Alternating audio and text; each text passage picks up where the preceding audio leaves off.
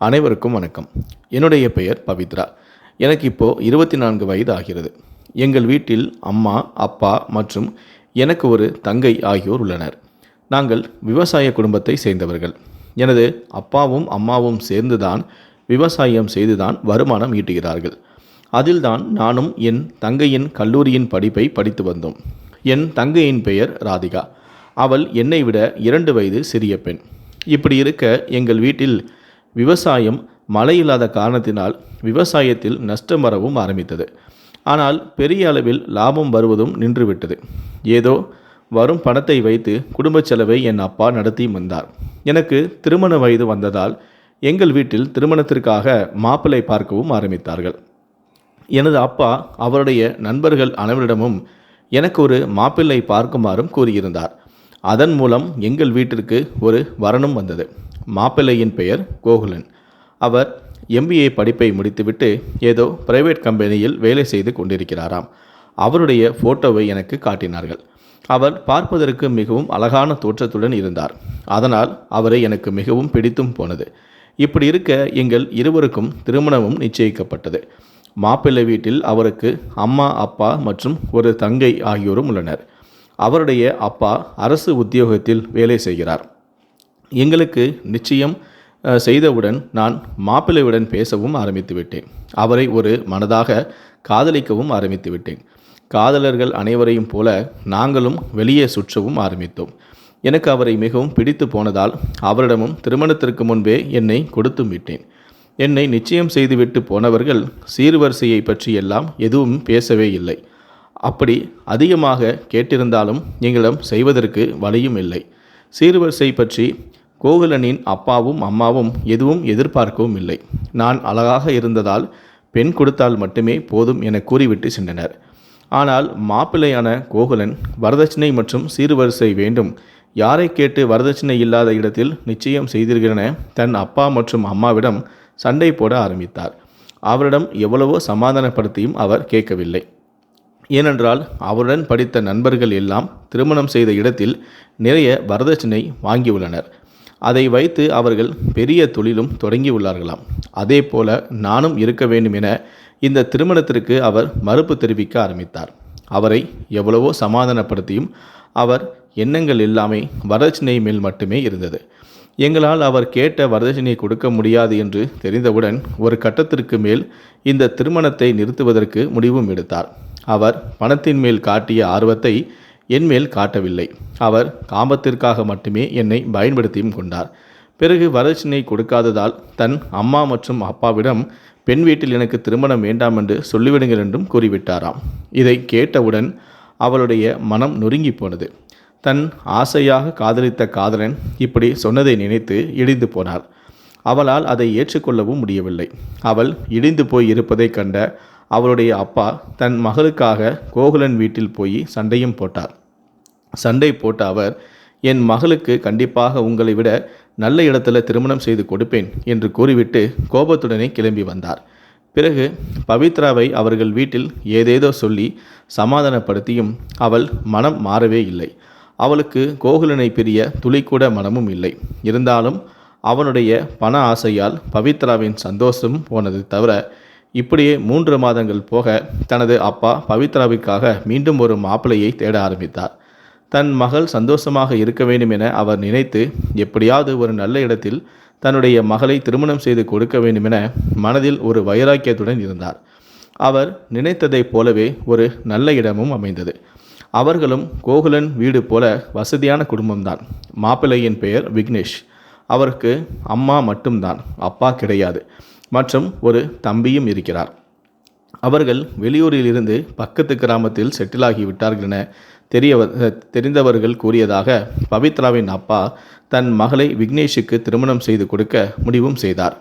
விக்னேஷும் ஏதோ IT நிறுவனத்தில் அதிக சம்பளம் வாங்கும் அளவிற்கு வேலை செய்கிறார் என அரசல் புரசலாக கேள்விப்பட்ட பவித்ராவின் அப்பா தன் மகளை விக்னேஷுக்கு தான் திருமணம் செய்து கொடுக்க வேண்டும் என யாரிடமும் விசாரிக்காமல் கூட திருமணம் செய்து கொடுக்க முடிவும் செய்தார்.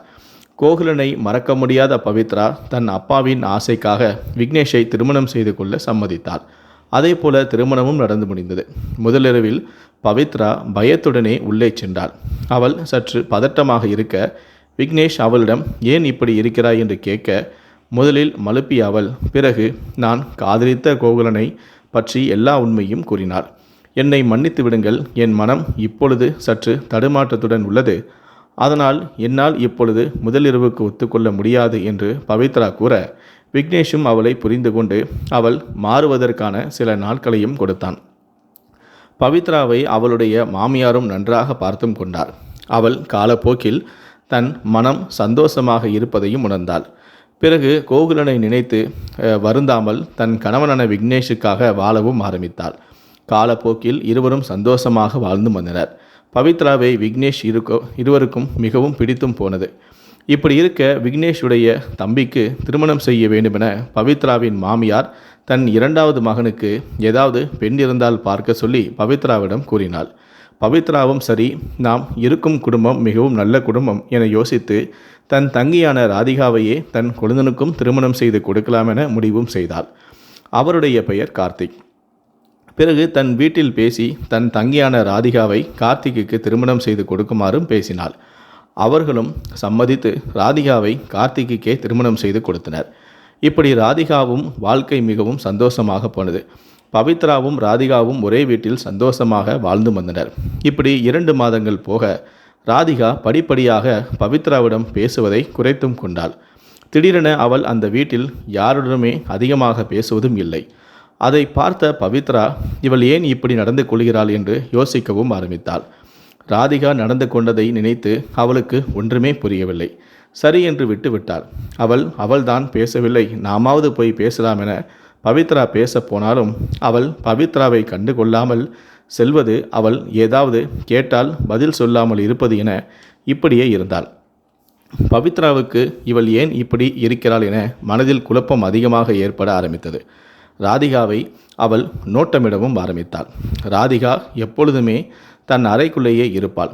ஆனால் தன் கணவன் இல்லாத போது மட்டும் பவித்ராவிடம் அரைகுறையாக பேசுவது போல அவளுக்கு தோன்றியது. இதை மேலும் அவள் நோட்டமிட ஆரம்பிக்க, தன் தங்கை கணவன் இல்லாத நேரம் மட்டும் நம்முடன் பேசுகிறாள், ஆனால் கணவன் வந்தவுடனே அவள் நம்மை கண்டுகொள்ளவே இல்லை என அவளுக்கு தெரிய வந்தது. இதை தெரிந்து கொண்ட பவித்ரா தன் தங்கையிடம் இதை பற்றி கேட்க வேண்டும் என வீட்டில் தன் தங்கையின் கணவன் இல்லாத நேரத்தில் ராதிகாவிடம் ஏன் இப்படி செய்கிறாய் என்று கேட்க, அவள் தன் அக்கா என்று கூட பவித்ராவை பார்க்காமல் கண்டபடி திட்டுவிட்டாள். இவள் ஏன் இப்படி செய்கிறாள், நம்மை இப்படி திட்டிவிட்டாளே என அவள் மனம் நொந்தும் போனது. அவள் கண்ணில் கண்ணீர் மழை பொழியவும் ஆரம்பித்தது. அவள் தன் அறைக்குள்ளேயே அழுது கொண்டிருக்க அங்கு அவளுடைய கணவனான விக்னேஷும் வந்தார். அவள் கண்ணில் கண்ணீர் மழை பொழிந்ததை பார்த்த விக்னேஷ், உனக்கு என்ன ஆச்சு, ஏன் இப்படி அழுது கொண்டு இருக்கிறாய் என்று கேட்க, நடந்ததை பற்றி விக்னேஷிடமும் கூறினாள். உடனே விக்னேஷ், இதை பற்றி உன்னிடம் நானே கூற வேண்டும் என நினைத்தேன் என்று கூற, பவித்ரா விக்னேஷ் கூறியதை பார்த்து இவர் ஏன் இப்படி கூறுகிறார் என யோசிக்கவும் ஆரம்பித்தாள். பிறகு நான் உன்னிடம் உண்மையை சொல்லுகிறேன், ஆனால் நீ அதற்கு முன்பு ஒன்று செய்ய வேண்டும். நீ என் அம்மாவுக்கும் தம்பிக்கும் சாப்பாட்டில் மயக்க மருந்தை கொடுத்துவிடு, பிறகு நான் உண்மையை சொல்கிறேன் என்றும் கூறினார். இதை கேட்ட பவித்ரா ஏன் இப்படி சொல்கிறார் என யோசித்து சரி என்று விக்னேஷ் கூறியதையும் செய்தாள். சாப்பிட்டுவிட்டு கார்த்திக்கும் அவருடைய அம்மாவும் மயங்கியவுடன் பவித்ரா மற்றும் ராதிகாவை காரில் ஏற்றி ரொம்ப தூரத்திற்கு வந்து காரை நிப்பாட்டினான். இவர் ஏன் இவ்வளவு தூரம் வருகிறார் என பவித்ரா யோசிக்க உண்மையை சொல்லவும் ஆரம்பித்தான். பிறகு தன் மனைவியான பவித்ராவிடம், நீங்கள் நினைப்பது போல வசதியான குடும்பம் எல்லாம் கிடையாது. தெளிவாக சொல்ல வேண்டுமென்றால் இது எங்கள் குடும்பமே கிடையாது. நாங்கள் எல்லாம் ஒரு ஊருக்கு சென்று இதை போல அழகான பெண்களை திருமணம் செய்து பிறகு அவர்களை பெரிய தொகைக்கு விற்றுவிடுவோம். நாங்கள் நிறைய ஊருக்கு சென்று யாருக்கும் சந்தேகம் வரக்கூடாது என ஆடம்பரமான வாழ்க்கையை கொஞ்ச நாள் வாழ்வோம். பிறகு அங்கே ஏதாவது அழகான பெண்கள் இருந்தால் அவர்களை திருமணம் செய்தும் கொள்வோம். பிறகு சில நாட்கள் கழித்து அவர்களை விற்று விடுவோம் என்று கூறியவுடன் பவித்ராவும் அதிர்ச்சியானாள். உடனே பவித்ரா, பிறகு ஏன் நீங்கள் எங்களை இதிலிருந்து தப்பிப்பதற்காக உண்மையை சொன்னீர்கள் என கேட்க, நான் இவளுடன் சேர்ந்து நிறைய தவறுகளை செய்திருக்கிறேன், நிறைய பெண்களையும் ஏமாற்றியும் இருக்கிறேன். ஆனால் என்னவோ தெரியவில்லை, உன்னை மட்டும் நான் உண்மையாக காதலித்தேன். என் மனம் கவர்ந்தவள் நீ. ஆனால் உன்னை என்னால் இப்படி செய்ய முடியவில்லை.